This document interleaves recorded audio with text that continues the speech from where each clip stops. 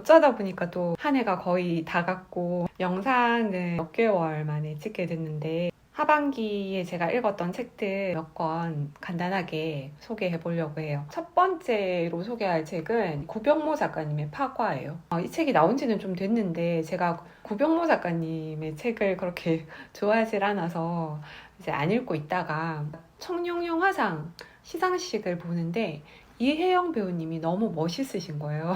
파과로 여우주연상 후보에 오르셨더라고요. 그 영화를 아직 보진 않았지만 이혜영 배우님 때문에 파과에 관심이 생겼어요. 그래서 일단 책부터 좀 읽어보자. 이 소설의 가장 큰 매력이 주인공 조각이잖아요. 은퇴를 목전에 둔 60대 노년의 킬러, 그것도 여성. 굉장히 독특하면서 흥미를 끄는 요소인데 이게 영화화가 되지 않아서 이 역할에 이혜영 배우님을 대입해서 읽지 않았더라면 이 소설의 매력을 그렇게 크게 느끼지는 못했을 것 같아요. 청부 살해와 관련된 이야기들이 굉장히 사실적으로 묘사가 되기도 하고 주인공 조각이라는 인물의 과거사가 그려지는데 그 과거사에 등장하는 인물들과의 어떤 관계성이라던가 또 현재의 그 조각을 둘러싸고 있는 사람들과의 어떤 이야기 같은 것들도 꽤 흥미로웠어요. 한 가지 아쉬웠던 점은 그 심리 묘사가 장황하게 이렇게 이어지는 부분들이 꽤 많거든요. 속도감 있게 읽어 나가는데 방해가 되는 아주 실감나는 그런 표현력이라던가 어떻게 이런 비유를 생각하실 수 있지?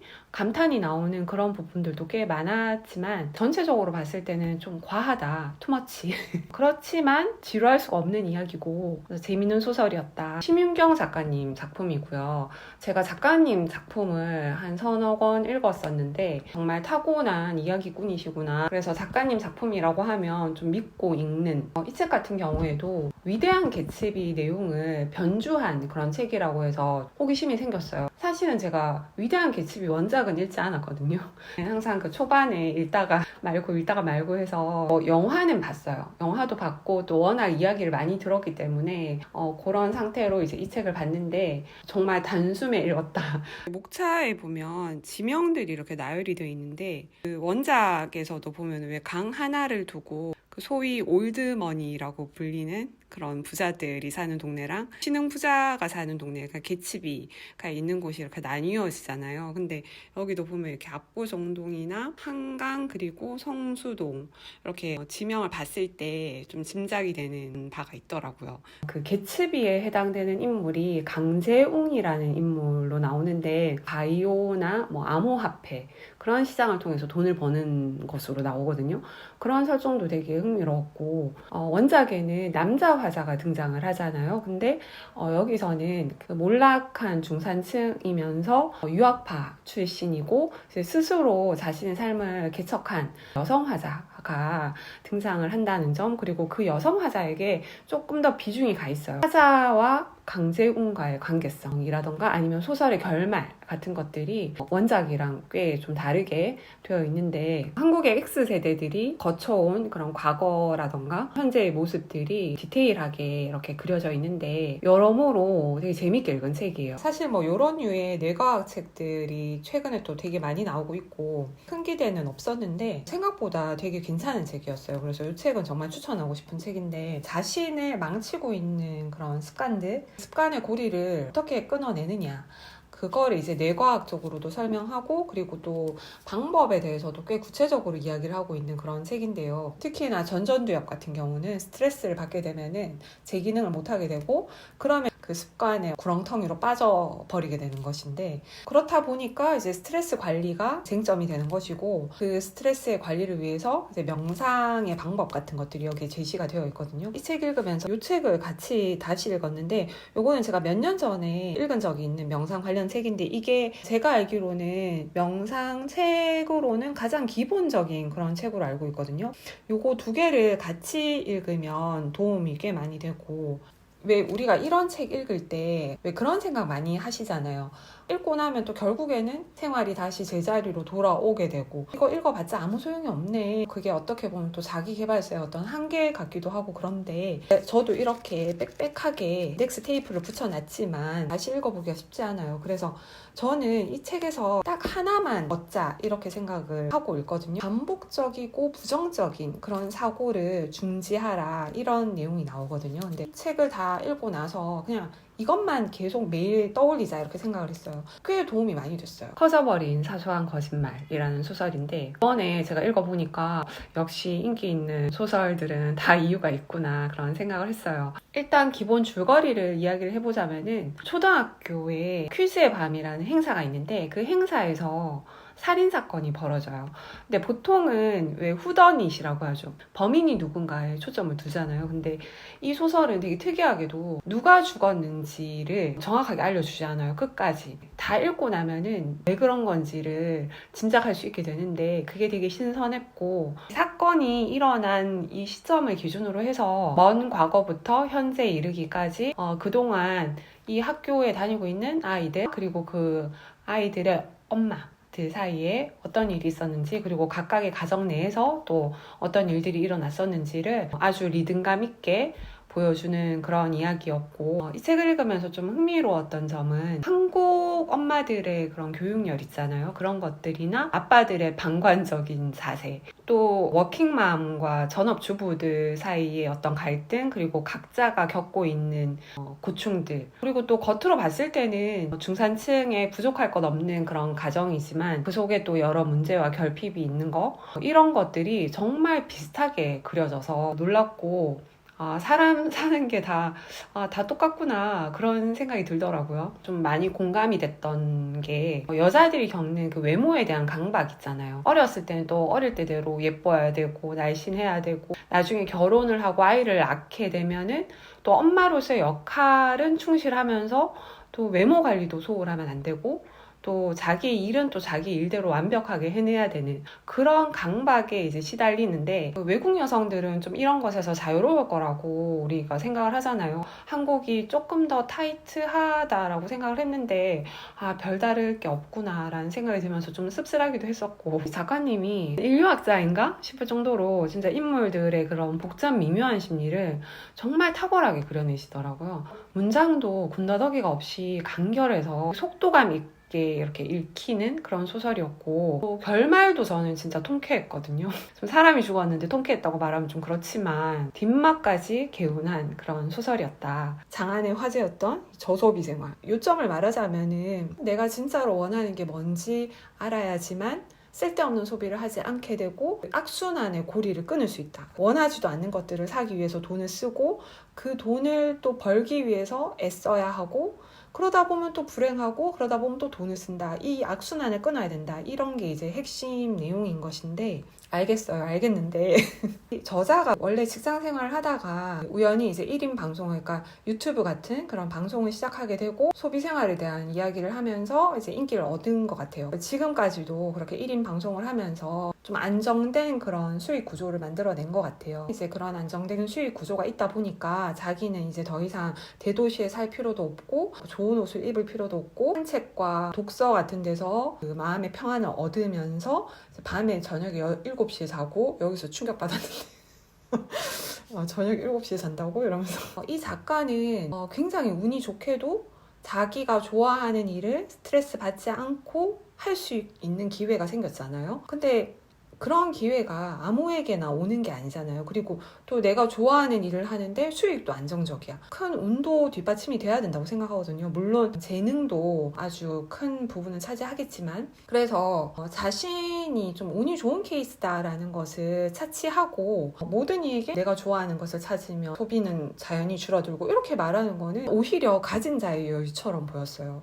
이렇게 살 수 있는 사람이 몇이나 되겠어요. 그죠? 너무 쓸데없는 소비를 많이 부추기는 사회인 거는 맞잖아요. 그런 쓸데없는 소비를 하지 않도록 제 중심을 잡는 게 필요하고 그 중심을 잡는 데에는 내 스스로를 살피는 거 그게 필요하다. 이런 메시지는 귀 기울일 만한 것이죠. 공감을 100% 하기에는 아쉬운 책이었다. 가제가 노래하는 곳이라는 책이에요. 제 장바구니에 정말 오래 담겨있던 책이었거든요. 제가 원래는 이것도 크레마 클럽으로 읽었었거든요. 이거를 다 읽고 나서 결국에는 책을 샀어요. 자신 있게 말할 수 있는데 제가 죽기 전에 한 10권 정도의 책만 남긴다면 그 속에 이 책이 꼭 들어갈 거예요. 제가 이 책을 읽으면서 진짜 몇 번을 울었는데, 원래 제가 좀 잘 우는 사람이긴 하지만 모든 사람에게 버림받은 이 카야라는 한 인물이 자연의 보살핌을 받으면서 자라나는 이야기인데, 너무 안쓰러워서도 울고 또 어떨 때는 너무 경이로워서도 울고 아름다워서도 울고, 그것뿐만 아니라 전체적으로는 이 스토리의 구조가 있어요. 끝에 가면은 또 대단한 반전이 있는, 과거와 현재를 왔다 갔다 하는 그런 소설인데 구성상으로 굉장히 훌륭한 그런 작품이었어요. 그리고 카야의 어떤 심리와 자연 환경의 어떤 호응 같은 것들에 대한 묘사도 굉장히 탁월했고, 읽고 있으면은 되게 감탄이 많이 나오는 그런 소설이었어요. 인생 구하기 제목도 참 노골적인데, 이 책은 제가 요새 좀 자주 듣는 독서 팟캐스트가 있는데 거기서 이제 추천을 하시길래 읽어봤어요. 근데 솔직히 이걸 도대체 왜 추천을 하셨을까? 약간 조금 의구심이 생기는, 크레마 클럽 무료로 이용하면서 읽은 책이었기 때문에 괜찮았지만, 만약에 이걸 돈 주고 사서 읽었다 이러면 진짜 욕이 나올 뻔한 그런. 그래서 뭐 요점만 간단히 정리를 해보자면, 이 책에서 말하고자 하는 거는 나를 사로잡고 있는 그런 고정된 생각들, 편협한 생각들, 타인에 대한 편견, 특히 이제 부모님에 대한 어떤 원망, 그런 것들, 내 인생을 미리 한계 지어 놓는 거, 그리고 과거에 이제 발목이 잡혀가지고 헤어나지 못하는 거. 그러니까 나로 붙어서 나를 구해내야 된다, 이런 게 이제 핵심이라고 할 수 있고, 그렇지만 완전히 새로운 나 같은 것은 없으니 그런 걸 바라지는 마라. 나의 인생에서 마음에 들지 않는 어떤 어두운 부분이 있다면은 그 부분을 그냥 있는 그대로 그냥 받아들여라. 억지로 뭔가를 이제 바꾸려고 에너지를 너무 쏟지 말고 그냥 새로운 어떤 흥미로운 것에 관심을 돌려라. 그 부분 읽는데 좀 약간 라는 생각이 들었거든요. 그걸 몰라서 못하나? 그것을 찾을 우리가 시간이라던가 뭐 여러 가지 환경, 이런 것들이 여의치가 않아서 우리가 항상 차선책으로 뭔가를 선택하게 되고, 이제 그게 부정적인 결과를 가져오게 되고 그런 거잖아요. 좋은 메시지도 있긴 하지만 동어 반복이 너무 심하고, 이게 또 목차가 다한 그런 책이 아닌가, 그런 생각이 들어서 좀 추천하고 싶진 않은 책이었고, 가을에 읽었던 소설이 스토너인데, 스토너라는 한 인물의 일생을 다룬 전기적인 그런 성격의 소설이잖아요. 아주 극적인 갈등이라던가 이런 게 크게 두드러지지 않는 소설인데도 불구하고 너무 재밌어서 끝까지 집중해서 봤던 그런 소설이었어요. 최근에 정희진 작가님이 쓰신 책을 읽다가 굉장히 인상적인 구절을 봤는데, 다자이 오사무가 자살로 자신의 삶을 끝낸 이유가 무엇이냐, 삶을 살기 싫어서 그런 것이 아니다. 오히려 다자이 오사무는 삶에 기대한 것이 많았고 삶을 너무나 사랑했고 너무 살고 싶었기 때문에 오히려 자신의 목숨을 버린 것이다. 그게 굉장히 와닿더라고요. 그러면서 이 주인공 스토너가 생각이 났어요. 완전히 반대의 그런 인물이라고 볼 수 있을 것 같아요. 스토너는 한마디로 삶에 기대하는 것이 없는 사람인 것 같아요. 저와도 어떻게 보면 약간 대척점에 있는 그런 사람이에요. 제가 욕망 덩어리다 보니까. 그래서 솔직히 말하면 읽으면서 스토너가 저는 너무너무 답답할 때도 많았어요. 왜 좀 적극적으로 환경을 바꾸려는 생각을 하지 않는 거지? 인생에 있어서 공격수라기보다는 좀 수비수에 가까운 그런 포지션을 취하는 그런 모습이 굉장히 답답하게 느껴질 때도 있었는데, 책을 거의 다 읽어가면서 느낀 것은 결국에 이것이 인생에 대한 겸허한 태도를 보여주는 게 아닌가, 그런 생각이 들더라고요. 스토너가 마치 나무 같다는 생각을 했는데, 어떤 책에서 그런 이야기가 나오더라고요. 나무는 공간을 이동할 수는 없지만 오랜 시간 그 자리에 있잖아요. 그렇기 때문에 시간을 여행하는 시간 여행자다. 스토너가 마치 나무처럼 외부에서 어떤 자극이 주어지고 자기가 원치 않는 어떤 시련이라던가 이런 것들이 주어졌을 때 묵묵하고 담담하게 그걸 그냥 받아들이는 거, 그러면서도 자기가 추구하는 그 학문이라는 그 한 가지에만 그냥 꿋꿋이 그냥 집중해 나가는 그런 모습에서 지금까지 느껴보지 못했던 어떤 감동 같은 것을 느끼게 된 것 같아요.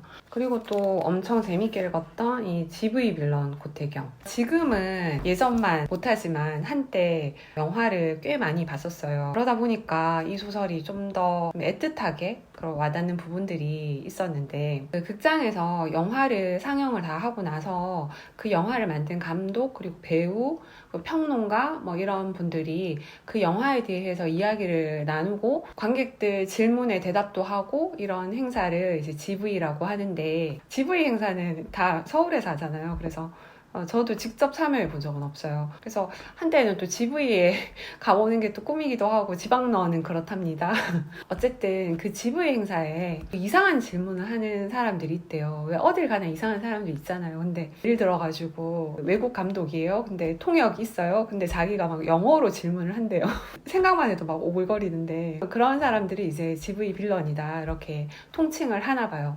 여기 이제 이 GV 빌런 고태경의 그 고태경이 겉으로 보면은 GV 빌런처럼 보이거든요. 근데 파면 팔수록 굉장히 매력적인 사람이에요. 세속적인 기준으로 봤을 때는 성공한 사람도 아니고 더 속물적인 그런 사람들이 규정을 한다면 아마 루저라고도 할 수 있는. 근데 이 소설은 고태경이라는 인물이 가진 매력이 다한 그런 소설이다라고 할 수 있을 만큼 되게 멋진 사람이라고 생각했어요. 자신의 삶에, 그리고 자기가 좋아하는 것에, 그리고 그것을 누리는 것에 굉장히 충실한 사람이다. 누구보다 영화를 사랑하지만 감독의 꿈을 이어나가지 못한 고태경이라는 중년의 남성, 그리고 역시나 또 영화를 사랑하지만 첫 영화의 실패로 인해서 자존감은 물론이고 통장의 잔고까지 바닥을 치고 있는 조혜나라는 감독, 두 사람이 만들어 나가는 그런 이야기였는데 되게 가슴이 찡했던 그런 소설이었고요. 이 작품을 쓰신 정대건 작가님이